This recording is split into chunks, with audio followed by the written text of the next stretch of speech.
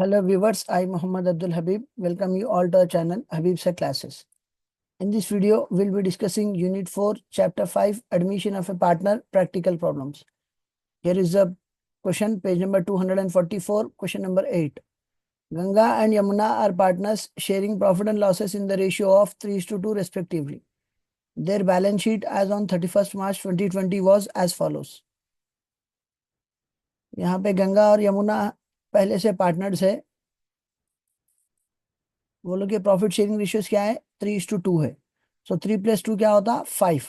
सो जो भी अमाउंट बांटना है उसके 5 हिस्से होंगे, जिसमें 3 हिस्से गंगा को देंगे, 2 हिस्से यमुना को देंगे। उन लोगों की बैलेंस शीट है, वो लोगों के पास कुछ लायबिलिटीज है और कुछ एसेट्स है। तो उसके बाद क्या हो रहा? On the above date they decided to admit Saraswati for 2/9 share in profits of the business. तो गंगा और यमुना पहले से पार्टनर्स थे, अब ये लोग सरस्वती को as a new partner business में ले रहे हैं फॉर 2/9 शेयर। इसका मतलब आगे फ्यूचर में अगर 9 हिस्से डिवाइड होंगे, उसमें से 2 हिस्से सरस्वती को देंगे। The conditions of admission are Saraswati should bring 50,000 as capital and 20,000 as goodwill. तो नया पार्टनर जब भी बिजनेस में आएगा, वो बंदा अपने साथ कैपिटल लेके आना, गुडविल लेके आना। So here Saraswati is paying 50,000 as capital and 20,000 as her share of goodwill. Land and buildings be appreciated by 20%, furniture be depreciated by 5% and stock by 10%. There is an unrecorded investment valued at 3,000 to be brought into books. इससे पहले के problem में unrecorded liability workman compensation था, तब हम उसको revaluation के credit में लिखे थे, बैलेंस शीट के लायबिलिटीज में लिखे थे। रिवैल्यूएशन के डेबिट में लिखे थे, इंक्रीज इन लायबिलिटी रिवैल्यूएशन के डेबिट में लिखे थे, बैलेंस शीट के लायबिलिटीज में लिखे थे। अब ये अनरिकॉर्डेड इन्वेस्टमेंट मतलब ये एसेट है, इसको हम रिवैल्यूएशन के क्रेडिट में लिखेंगे क्योंकि ये इंक्रीज इन एसेट है। दूसरा सेकंड टाइम हम उसको नई बैलेंस शीट के एसेट्स में बताएंगे। Then goodwill will be retain in the business. New profit sharing ratio of Ganga Yamuna and Saraswati is 4:3:2। Give journal entries, ledger accounts and balance sheet of Ganga Yamuna and Saraswati. So without preparing journal entries, we'll be preparing ledger accounts, that is revaluation account, cash account, goodwill account, partners capital account and balance sheet. तब ये problem में अपने को old ratio दिया हुआ है 3:2, new ratio दिया हुआ है 4:3:2। तो जब ओल्ड रेशियो और न्यू रेशियो दोनों दिया हुआ रहता, हम सैक्रिफाइसिंग रेशियो मालूम करेंगे। When old ratio and new ratio both are specified in the question, first we'll be calculating sacrificing ratio, and this sacrificing ratio will be used for distribution of amount of goodwill among old partners. तो ये जो sacrificing ratio है, old ratio और new ratio दिया हुआ है तो हम मालूम करेंगे, और जो sacrificing ratio आएगा उसमें goodwill का अमाउंट पुराने पार्टनर्स में डिस्ट्रीब्यूट करेंगे। So first will be calculating sacrificing ratio। पहले हम इधर sacrificing ratio कैलकुलेट कर लेंगे।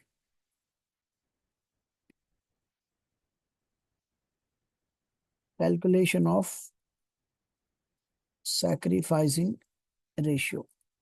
सैक्रिफाइसिंग रेशियो कैसा था?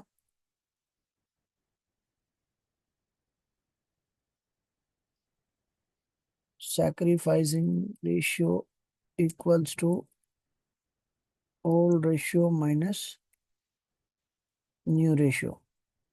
तो अब यहाँ पे गंगा इज टू यमुना, ये लोगों का ओल्ड रेशियो क्या था? 3:2। फिर new ratio Ganga is to Yamuna is to Saraswati equals to 4:3:2। तो अब ये जो फॉर्मूला था सैक्रिफाइसिंग रेशियो का, उस हिसाब से गंगा के लिए सैक्रिफाइसिंग रेशियो के ओल्ड रेशियो क्या था? 3/5।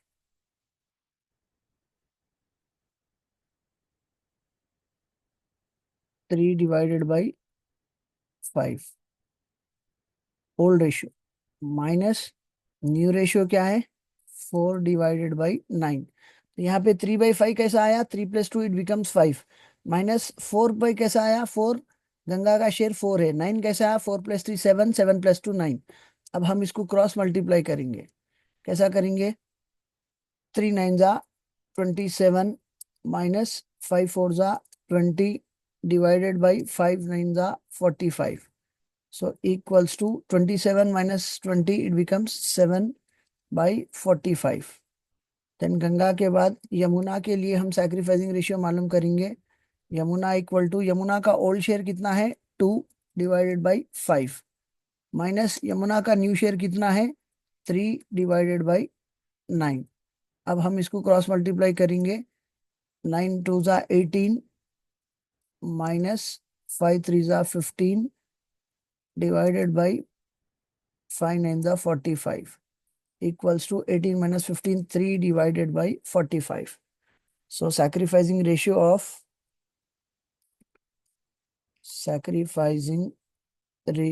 of Ganga is to Yamuna is 7:3. So denominator 45 बाजू रख दिए, तो न्यूमरेटर्स को ले लेंगे 7:3। सो गंगा और यमुना का सैक्रिफाइसिंग रेशियो क्या है, 7:3। तो 7 + 3 क्या होता, 10। तो गुडविल का जो भी अमाउंट रहेगा उसके 10 हिस्से होंगे, जिसमें 7 हिस्से गंगा के फेवर में जाएंगे, 3 हिस्से यमुना के फेवर में जाएंगे। सो हम सैक्रिफाइसिंग रेशियो कब मालूम करते, जब क्वेश्चन में ओल्ड रेशियो दिया हुआ है, यहाँ पे Ganga is to Yamuna equal to 3:2 है, और न्यू रेशियो दिया हुआ है Ganga is to Yamuna is to Saraswati equal to 4:3:2। तो सैक्रिफाइसिंग रेशियो का फार्मूला क्या है, sacrificing ratio equal to old ratio minus new ratio.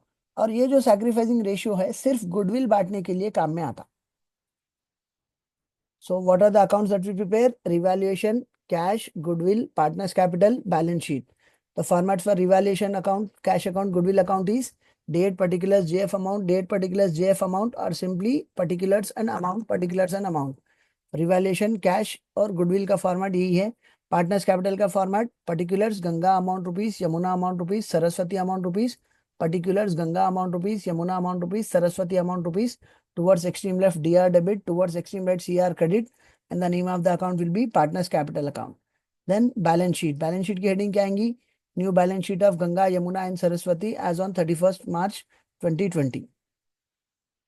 सो यहाँ पे पहला एडजस्टमेंट क्या है, Saraswati should bring 50,000 as capital and 20,000 as goodwill, ये हम कैश अकाउंट में लिखेंगे। लैंड एंड बिल्डिंग्स भी अप्रिशिएटेड बाई 20%। तो लैंड एंड बिल्डिंग्स की वैल्यू 45,000 है। 10% of 45,000 is 4,500, 20% will be 9,000. So increase in the value of asset will be shown on credit side as of revaluation account as by land and buildings 45,000 into 20/100, 9,000। अब इसको balance sheet में कैसा बताएंगे, assets में लिखेंगे land and buildings 45,000 plus appreciation 20% 9,000। तो 45 + 9 it becomes 54,000। Land and buildings के बाद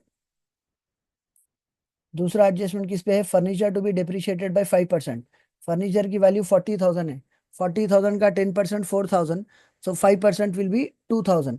decrease in the value of asset will be shown on debit side of revaluation. तो टू फर्नीचर 40,000 इंटू 5/100, 2,000।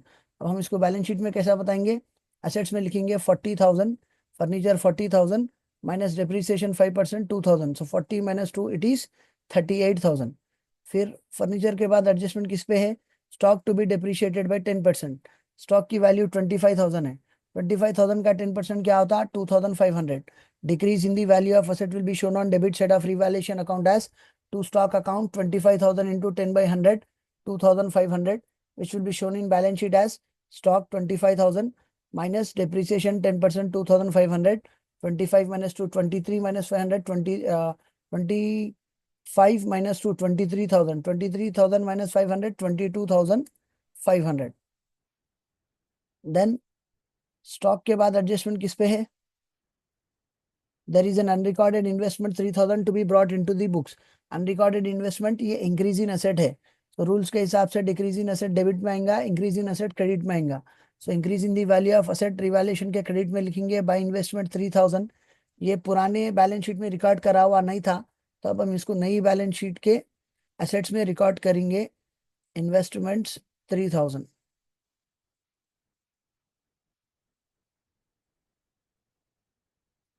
इन्वेस्टमेंट्स 3,000।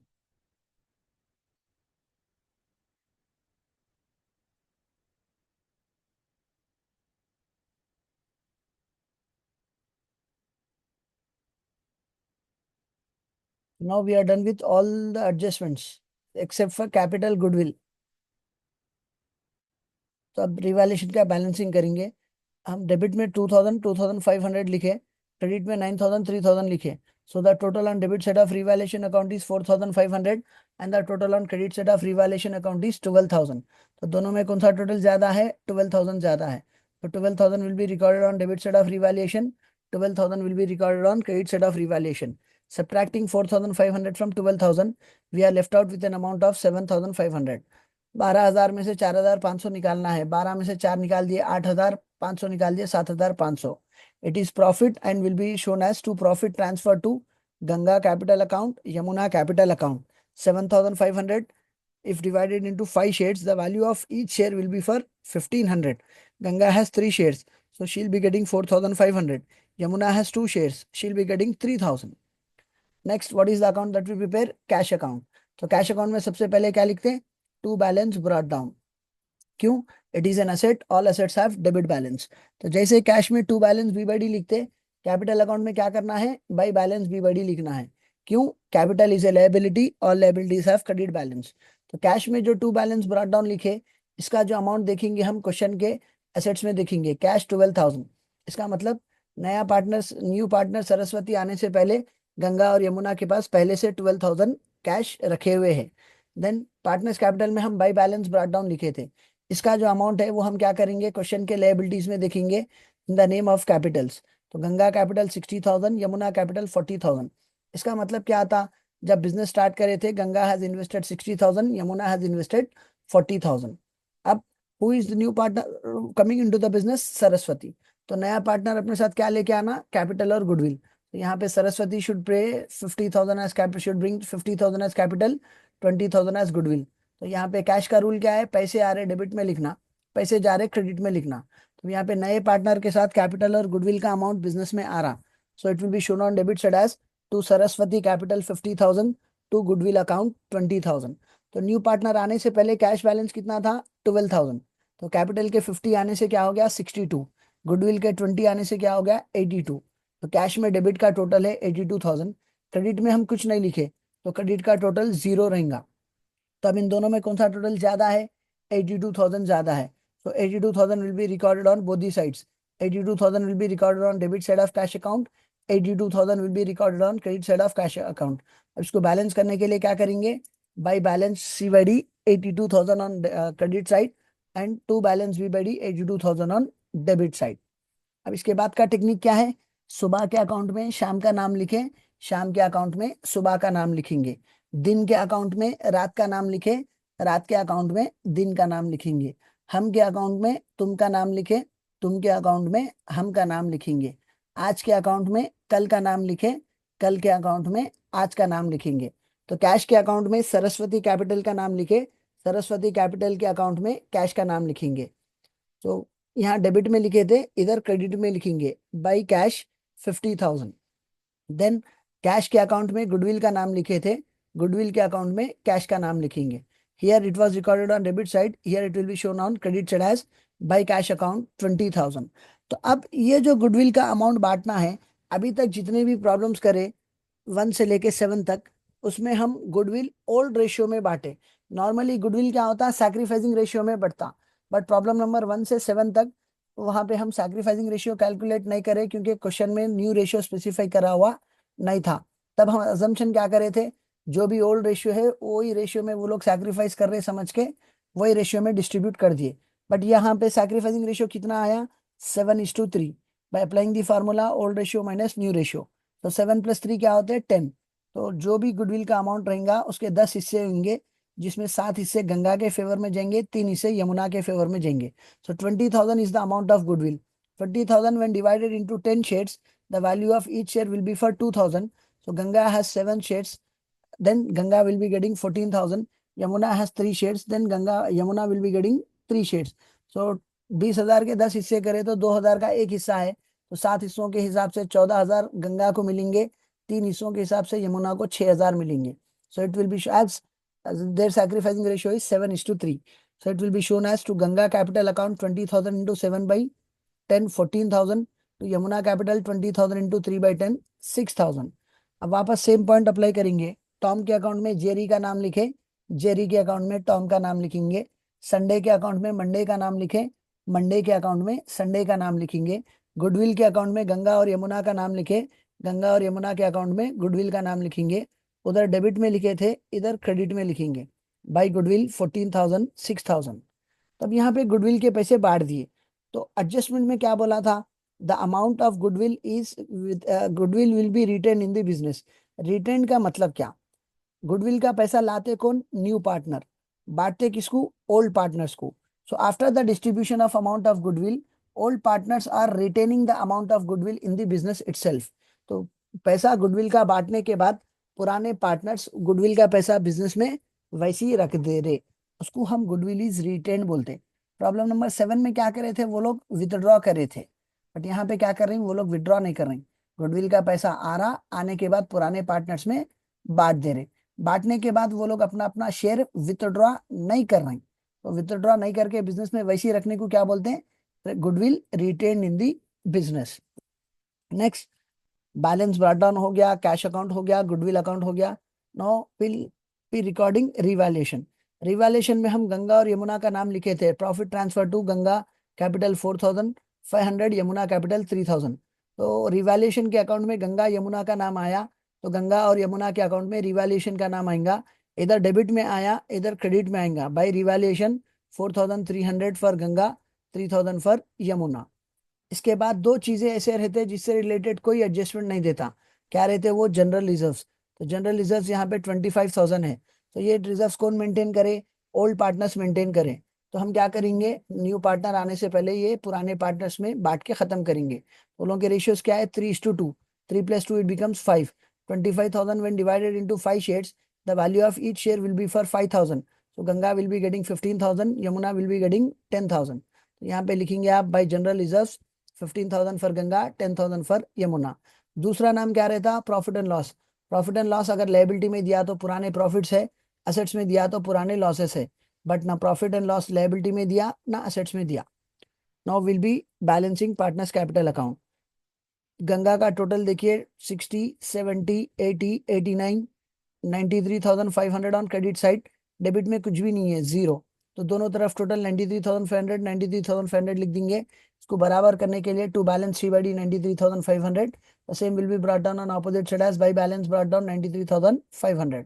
फिर यमुना का total 40 plus and 50 plus 656 plus 359, तो 59,000 on credit side. Debit में कुछ भी नहीं है, तो दोनों तरफ 59 59 लिखेंगे। इसको बराबर करने के लिए to balance 3/d 59, the same will be brought down on opposite side as by balance b/d 59। फिर सरस्वती का total 50,000 on credit side, debit में कुछ भी नहीं है, तो दोनों तरफ 50,000 50,000।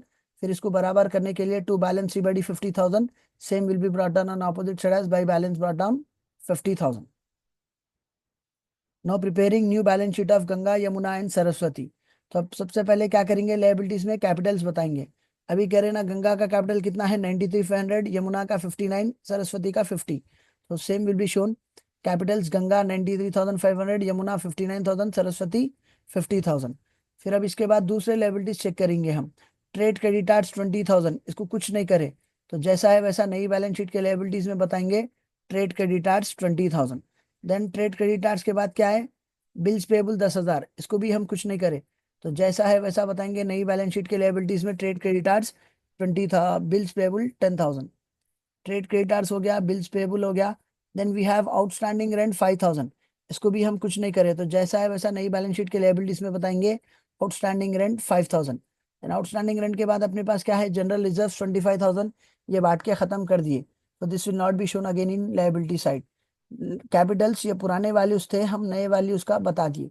सो we are done with all the items of liabilities. Let us have a look of items on asset side. Cash 12,000 ये पुराना अमाउंट था। अब ये लोगों के पास कैश कितना है 82,000। तो बैलेंस शीट में कैश कितना बताएंगे 82,000। Then after cash we have, cash के बाद क्या है, डेप्टार्स 38,000, इस पर कुछ भी एडजस्टमेंट नहीं था, तो बैलेंस शीट के एसेट्स में बताएंगे debtors as it is 38,000। Then after debtors we have stock 25,000, जिस पे एडजस्टमेंट था, तो पहले स्टॉक की वैल्यू बताएंगे 25,000 माइनस डिप्रिसिएशन 10%, 25 माइनस 2 23 माइनस 500 22,500।